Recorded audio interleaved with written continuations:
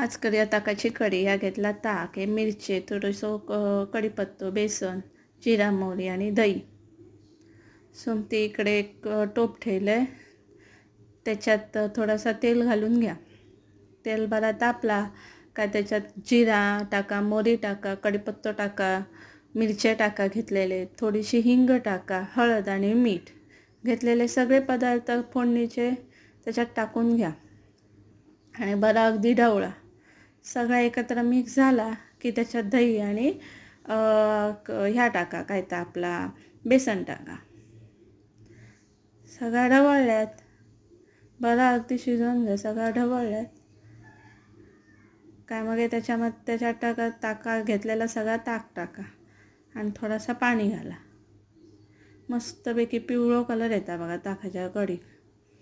बरं अगदी ढवळून घ्या आणि थोडेसे मेथीचे दाणे टाकल्यात तरी चालता. मी आपले नाही टाकले, तुम्ही टाकू शकता. सगळा ढवळा आणि बरी उकळी येईपर्यंत जरासा उकळा. नुसता ढवळल्या तर त्या जाड जातं कारण त्याच्यात आम्ही बेसन घातलं, तर त्याला ढवळीत राहा बघा 5 मिनिट. 5 मिनिट ढवळल्यात का चवीपुरता मीठ काय बघायचं, चव बिव लागली काय, आणि तसं तुमच्या चवीप्रमाणे मीठ टाका. अशी करून बघा.